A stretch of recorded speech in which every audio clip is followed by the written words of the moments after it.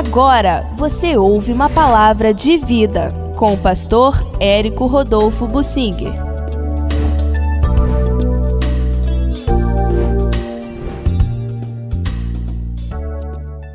Ana reconheceu que o filho veio de Deus e, portanto, lhe devolveu.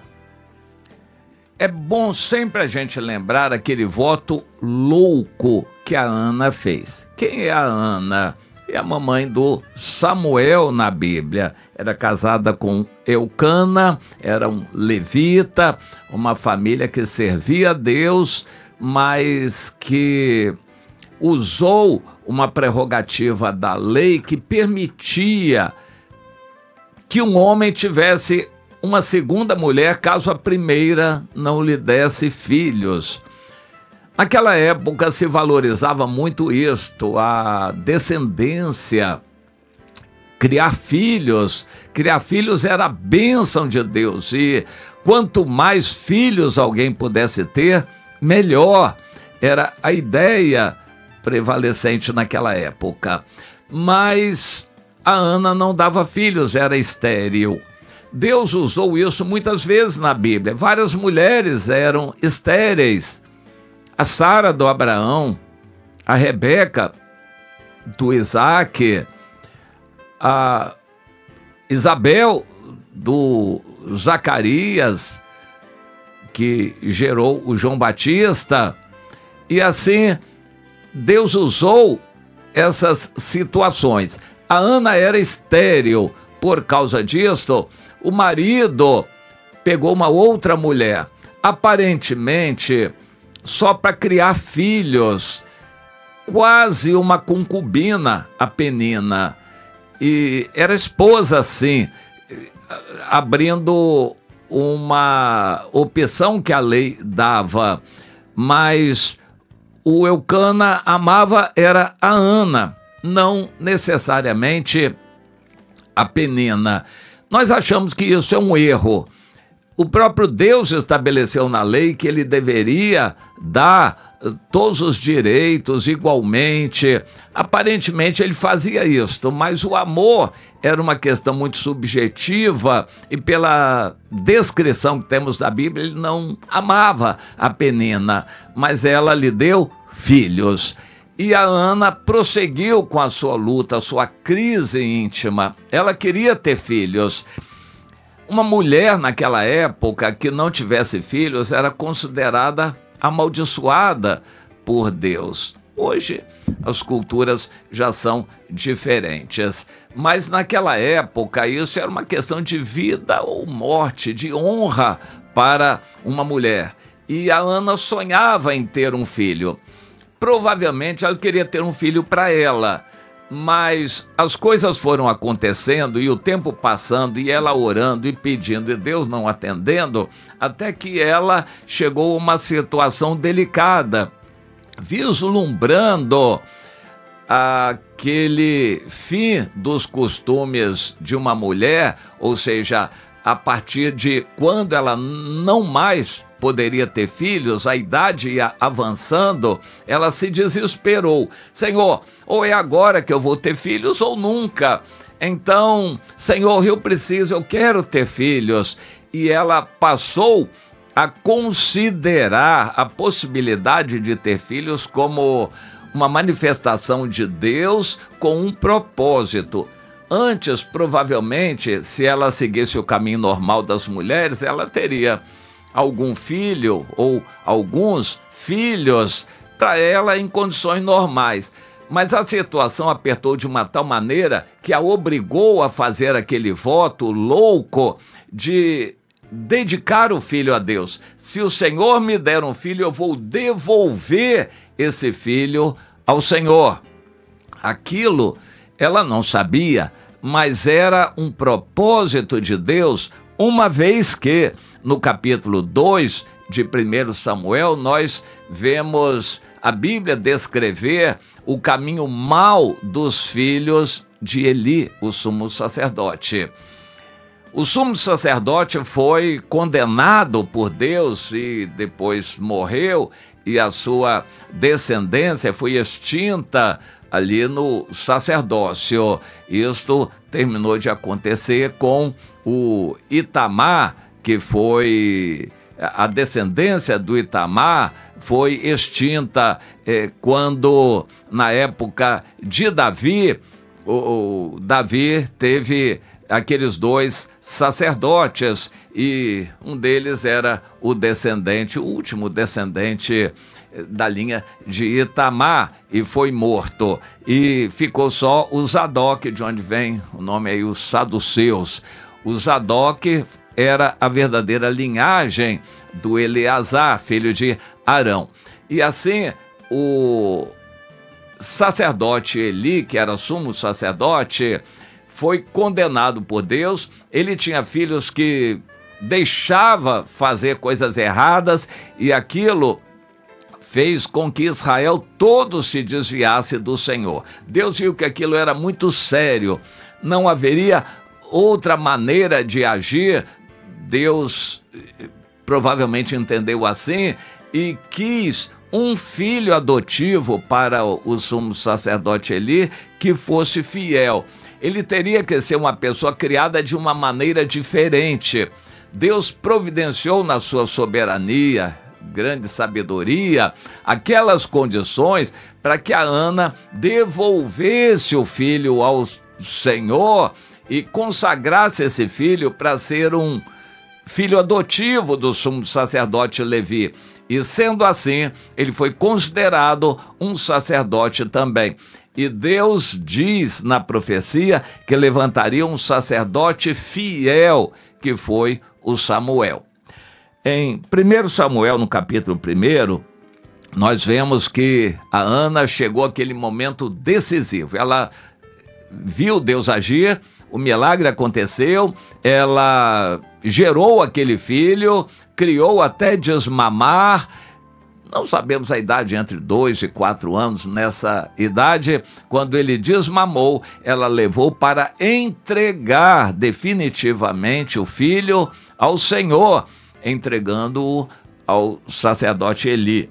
Então, o texto diz, 1 Samuel, capítulo 1, 27 e 28. Ela disse para o sacerdote: sacerdote, o senhor se lembra que naquele dia que eu estava aqui muito angustiada, clamando a Deus por esse filho, o senhor até me teve por embriagada, mas depois o senhor me abençoou e eu fui alegre, crendo que a bênção tinha vindo. De certa forma, essa é a bênção, esse filho que eu pedi, o Senhor me deu e eu fiz um voto de entregá-lo ao Senhor. Agora eu estou devolvendo ao Senhor. Por esse menino eu orava e o Senhor, Deus, me concedeu a petição que eu lhe fizera, pelo que estou trazendo agora como devolvido ao Senhor por todos os dias que ele viver, pois do Senhor eu o pedi. E eles ali adoraram o Senhor. Um homem de 90 e tantos anos de idade vai querer uma criança? Ele precisa de alguém adulto que cuide dele pela idade, mas o sacerdote Eli sabia quão sério é um voto feito a Deus. Portanto, ele não teve como rejeitar, recebeu aquela criança. Provavelmente ele esperava que a esposa dele, se estivesse viva ainda, uma nora, alguma mulher de algum filho, cuidasse daquela criança. Mas aparentemente nem foi preciso, porque o Samuel se apegou ao velho Eli e ficou com ele, e dormia com ele, e trabalhava com ele no templo. Logo, logo ele começou a aprender e era ele quem abria as portas do templo de manhã cedinho. Ele fazia provavelmente o café, enfim, não sabemos desses detalhes, mas o Samuel cedo aprendeu a servir ao Senhor. Ele entendeu que a mãe e o pai entregaram para o Senhor por um voto. Ele aprendeu que o voto a Deus é algo muito sério. Mas logo, logo ele gostou daquela vida, se dedicou a Deus e foi crescendo, aprendendo e se consagrando a Deus. Quando jovem, já adolescente, jovem, Deus já o usava em revelações e profecias. E dali por diante, o ministério dele se desenvolveu. Deus, depois que o Samuel já estava preparado, propiciou condições para que os filhos de Eli, Ofni e Finéias, morressem, porque eles não eram boas pessoas.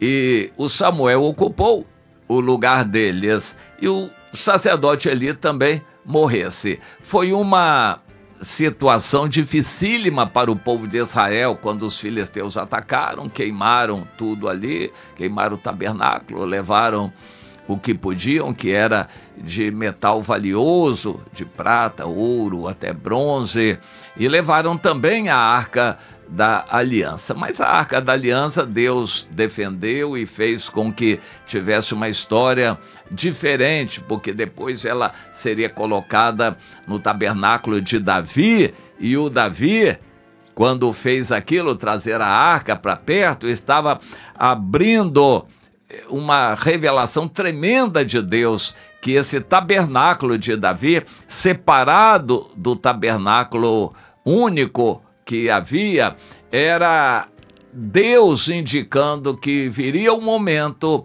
em que o evangelho seria levado para o mundo todo, e onde fosse reunida uma congregação de 2, 3 pessoas pelo menos, que Deus estaria ali em todo lugar.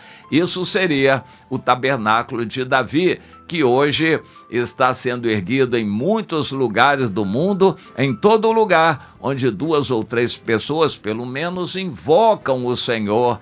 E aquele tabernáculo de Davi abriu precedentes para que entendêssemos esse propósito, que Deus não é um Deus enjaulado em um templo. Deus não é Deus de templos, Ele é o Deus do universo, e o evangelho é para ser espalhado como sal pelo mundo todo, para que pessoas venham a conhecer o Senhor em todo lugar. Que Deus nos dê compreensão disto, como é importante ser aprovado nos mínimos detalhes. A Ana foi apertada, provada, ela sofreu bastante para que ela pudesse fazer aquele voto. A Ana sofreu bastante para poder conseguir fazer aquele voto.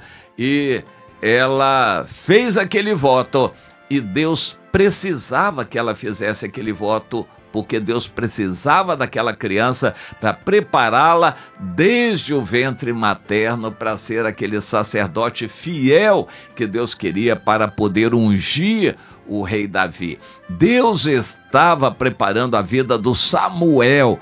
Deus está preparando a sua vida, meu irmão, minha irmã, e aqueles que você vai gerar espiritualmente. Acredite, Deus quer usar você para ganhar alguém que vai ser um instrumento poderoso nas mãos de Deus. O Senhor quer usar a sua vida para fazer discípulos, para que você seja uma pessoa usada por Deus e poderosa. Deus quer que você se consagre a Ele, mas se as coisas estão normais, pode ser que você não tenha motivação para se consagrar a Deus, mas quando as coisas apertarem, e já próxima à morte, com grande sofrimento, você numa crise terrível, pode ser que aí você faça aquele voto que deveria fazer, de uma entrega total ao Senhor.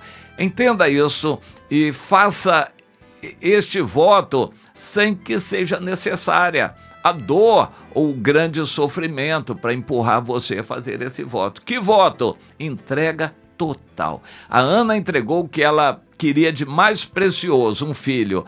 Você deve entregar a sua vida, o seu coração, o seu esforço, o seu trabalho, o seu tempo que vai ter ainda de vida, que entregue tudo isso ao Senhor, totalmente ao Senhor.